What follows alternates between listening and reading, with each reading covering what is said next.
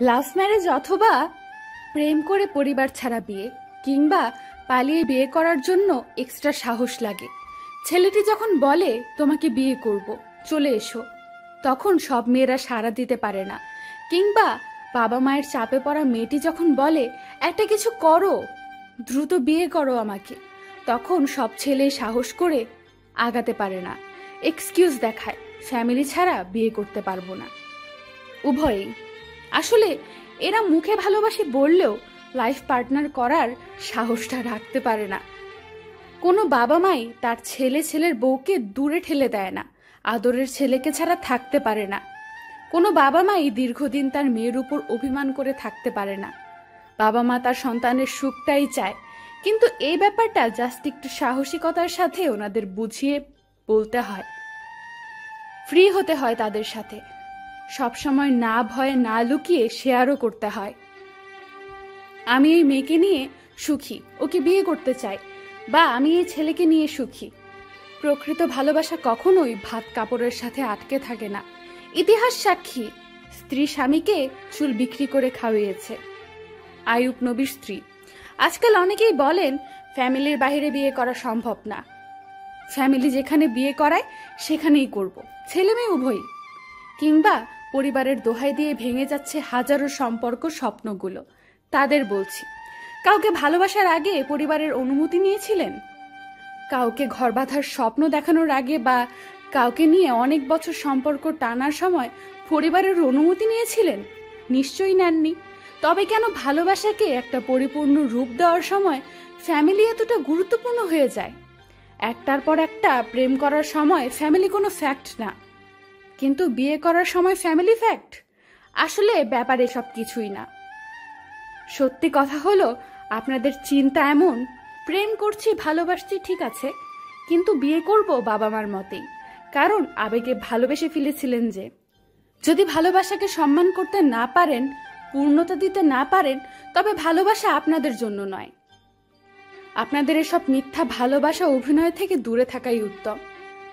তাই সবাইকে বলবো, যদি কাউকে সত্যিকারভাবে ভালোবাসেন, তবে পাওয়ার জন্যই ভালোবাসবেন, সারা জীবন একসাথে থাকার জন্য ভালোবাসবেন। পরিবারের দোহাই দিয়ে সম্পর্কটা ভেঙে দিবেন না। পরিবার একদিন ঠিকই মেনে নেয়, কিন্তু আপনি আজ যাকে পরিবারের দোহাই দিয়ে ছেড়ে যাচ্ছেন, ভাববেন না আপনি খুব সুখে থাকবেন। এরকম কষ্ট আপনারও পেতে হবে একদিন না একদিন, ঠকবেন আপনিও, কারণ প্রকৃতি কাউকে ছাড়ে না। অভিযোগটা রয়েই গেল, কেন জানো? মাঝপথে একা ফেলে রেখে যাবার জন্যে। শেষ অবধি কি পৌঁছে দিতে পারতে না তুমি? তবে বাকিটা পথ একাই ভারী দিতে হতো না? পারতে নাকি গল্পটার একটা সুন্দর ইতি টানতে? তবে রহস্য সারা জীবন অভেদ্য থাকতো না। হিসেবটা নিঃশেষ বিভাজন করে দিতে পারতে, তাহলে ভাগশেষ দিয়ে নতুন অঙ্ক করতে হতো না।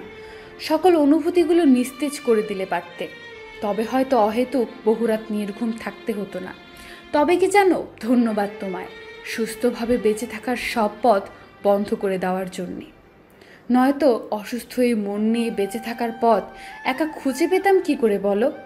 পাহাড় সমান অবহেলা নিয়েও দিনের পর দিন একজন মানুষ আরেকজন মানুষকে ভালোবেসে যায়, তাকে বিশ্বাস করে সে ফিরে আসবে, নতুন করে ভালোবাসবে। দিনের পর দিন একটা মেসেজ কিংবা কলের অপেক্ষা করে যায় একজন মানুষ, এই ভেবে সে তার ভুল বুঝতে পেরে ফিরে আসবে। শত আঘাতেও একটা মানুষ নীরবে সব সহ্য করে যায়, ভাবতে থাকে একদিন মানুষটা তার ভুল বুঝতে পেরে বলবে, তোমার চেয়ে ভালো আর কেউ হতে পারে না। বহুবার ভালোবেসে ঠকে যাওয়া মানুষটাও ভাবে একদিন তার ভালোবাসার মানুষটা ফিরে আসবেই। গভীর রাতের নীরবতাকে ভেঙে কেঁদে ওঠা মনটাও বলে, সে ভালো আছে তো? আমার মতো করে কি সে আমায় মনে করছে? হঠাৎ মাঝরাতে স্বপ্ন দেখে লাফিয়ে ওঠে এপাশ সেপাশে ফিরে, প্রিয় মানুষটাকে খুঁজে ফিরে আবার ভাবে, কোথায় আছে সে, কেমন করে আছে আমাকে ভুলে। মন বোকা, বড্ড বোকা, সব কিছু বুঝেও না বোঝার মতো করে তাকে নিয়েই ভাবতে থাকে। নিজে নিঃস্ব হয়েও প্রিয় মানুষটার সুখী শুধু কামনা করে। জ্যোৎস্না রাতে একটা ছাদে বসেও মন ভাবে, আজ যদি সে পাশে থাকতো, ঝুম বৃষ্টিতে দেহটাকে ছেড়ে দিয়ে ভাবে এই বুঝি পাশে এসে দাঁড়ালো। মন বোকা, বড্ড বোকা।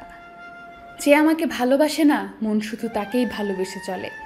ভালোবাসি বলে দিলেই কখনো ভালোবাসা পূর্ণতা পায় না। মিনিট কয়েক ফোনের ওপাশে প্রেয়সীর কান অবধি ভালোবাসি শব্দটা পৌঁছে দিলেই ভালোবাসা সম্পূর্ণ হয় না। প্রেয়সীর সাথে কয়েক কদম মারিয়ে পার্কের বেঞ্চে বসে দুই একটা প্রেমালাপ করলেই ভালোবাসা হয়ে যায় না। প্রেয়সীর ঠোঁটের উষ্ণতায় ভালোবাসা খুঁজতে থাকা প্রেমিকের অভাব না হলেও প্রেয়সীর হাসির আড়ালে লুকিয়ে থাকা কষ্টগুলো বুঝতে পারা প্রেমিকের আজ বড়ই অভাব।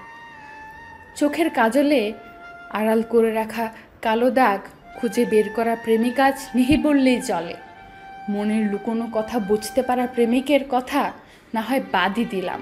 তুমি চাইলেই প্রেমিক হতে পারবে, কিন্তু সত্যিকারের ভালোবাসায় জীবন রঙিন করতে পারাটা ততটা সহজ নয়।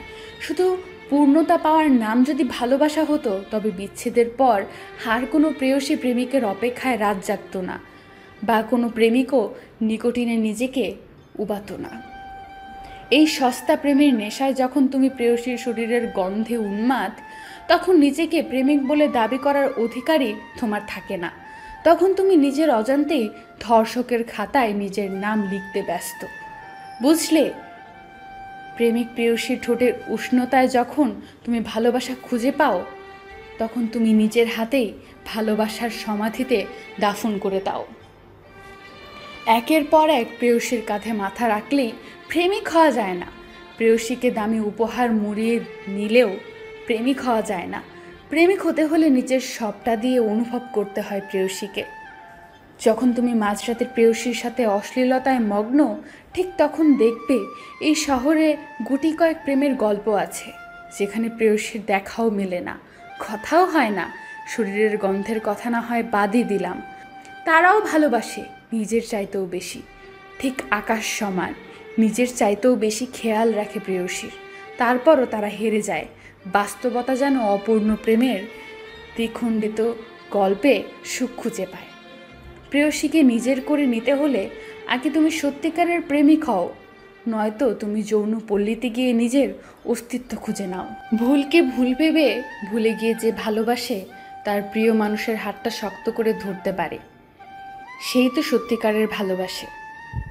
মানুষ তো মন থেকেও ভালোবাসে, আবার অভিনয় করেও খুব বেশি ভালোবাসে। ভালোবাসা ছাড়া মানুষ হয় না, আর মানুষ ছাড়া অভিনয় হয় না।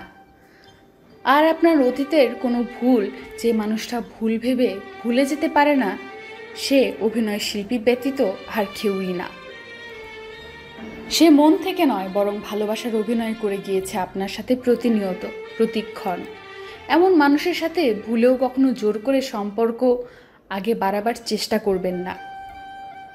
এরা এক রকমের বিষ, যা ধীরে ধীরে জীবনে মিশে আপনাকে অস্তিত্বহীন করে তুলবে। একটা মানুষ নিজেকে ভালোবেসে যতটা না ভালো থাকে, বরং কেউ তাকে ভালোবাসে এটা ভেবে তার চেয়ে হাজার গুণ বেশি ভালো থাকে। মানুষ স্বভাবের দোষী নিজের চেয়ে তার সামনে থাকা অপর মানুষকে একটু হলেও বেশি বিশ্বাস করে, আর এই বিশ্বাস থেকে জন্ম হয় এক অমলিন ভালো লাগা। আর হাস্যকর ব্যাপার হলেও সত্যি, এখনকার যুগে ভালো লাগা কখনো শুধু ভালো লাগায় আটকে থাকে না। সময়ের পরিক্রমায় তা এক সময় ঠিকই ভালোবাসায় রূপান্তর হয়ে যায়। এখনকার দিনে আমি আমাকে ভালোবাসি ব্যাপারটা থেকে কেউ আমাকে ভালোবাসে, এটা ভাবতে ভালো লাগে। আমি আমার খেয়াল রাখছি ব্যাপারটা থেকে সে আমার খেয়াল রাখছে, এটা দেখতে ভালো লাগে। আমি আমাকে বিশ্বাস করি ব্যাপারটা থেকে আমি তাকে বিশ্বাস করি, এটা বিশ্বাস করতে একটু বেশিই ভালো লাগে। তাই একটা মানুষ যতই মুখে একলা চলো বচন বলুক না কেন, সে কখনো একা একা ভালো থাকতে পারে না। আর যাই হোক, একাকিত্ব কখনো কাউকে সুখী রাখতে পারে না, এটা কোনো পজিটিভ দিক নয়। জীবন আপনাকে হয় ঠকাবে, আর না হয় মৃত্যু অবধি নানান পরীক্ষা নিতেই থাকবে। আপনাকে শুধু কষ্ট করে সঠিক মানুষকে বাছাই করে নিতে হবে এবং তাকে নিয়েই নিজের সকল ভাবনা ভাবতে হবে। সেক্ষেত্রে যদি ভুল মানুষ বাছাই করে ফেলেন, তাহলে দিন শেষে তো আপনি একাকিত্বের সঙ্গী হবেনই। আর চরম সত্যিটা হলো, একাকিত্ব বা মৃত্যু দুটোই একে অপরের পরিপূরক। যে মানুষ একবার ফোন দিয়ে ওয়েটিং পেলে বারেবার ফোন দিত, মেসেজ দিত, সে আজ ফোন দিতেই ভুলে গেছে। এটাই স্বাভাবিক। যে মানুষটা একবার কথা না বললে পাগল হয়ে যেত, আপনার ফোনের অপেক্ষায় অধীর আগ্রহে অপেক্ষা করত, সেই মানুষটি এখন আপনার ফোন দেখেও না দেখার ভান করে। যখন আপনি বারেবার ফোন দিবেন, তখন আপনার ফোনে বিরক্ত হয়ে ফোনটা রিসিভ করে হয়তো একটা ধমক দিয়ে বলবে, ফোন ধরছি না, তার মানে আমি ব্যস্ত আছি, বুঝতে পারো না, বলে হয়তো ফোন কেটে দিবে। কিন্তু সেই মুহূর্তে প্রিয় মানুষটির কথায় তার অন্তরটা ভেঙে চুরমার হয়ে যাবে। অনেক বড় একটা আঘাত লাগবে মনে, কিন্তু সে একটিবারও সেটা উপলব্ধি করতে পারবে না। বারেবার তার ফোন ওয়েটিং পাবেন, কিন্তু আপনি ফোন দিলেই সে খুব ব্যস্ত। এটাই স্বাভাবিক, কারণ আপনি যখন তার প্রিয়জন ছিলেন তখন সে হাজারো ব্যস্ততার মাঝেও আপনাকে একবার হলেও ফোন দিত, আপনার খোঁজ খবর নিত। আর আজ সেই মানুষটি আপনাকে অবহেলা করছে, ইগনোর করছে। তার মানে হচ্ছে আপনি এখন তার প্রিয়জন নেই।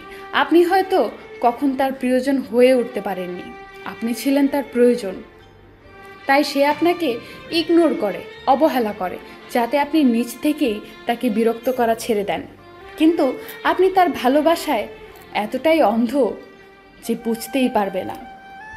আপনি আসলে তার প্রিয়জন নয়, আপনি ছিলেন শুধুমাত্র তার প্রয়োজন। কারো প্রিয়জন হয়ে থাকা ভালো, কিন্তু প্রয়োজন হয়ে না। যে আপনাকে ছাড়া ভালো থাকতে চায় তাকে ভালো থাকতে দিন, তার চেয়ে নিজেকে দূরে সরিয়ে নেওয়াই শ্রেয়। প্রতিটা মানুষ চায় তার জীবনে একটা মানুষ থাকুক, একান্তই তার আপন মানুষ, যার কাছে কোনো দ্বিধা ছাড়াই সব কিছু শেয়ার করা যায়, সীমাহীনভাবে ভালোবাসা যায়।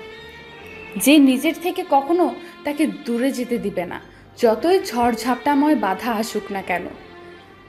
যে সারা দুনিয়া একপাশে সরিয়ে লড়ে যাবে তার তরে অবিরামে।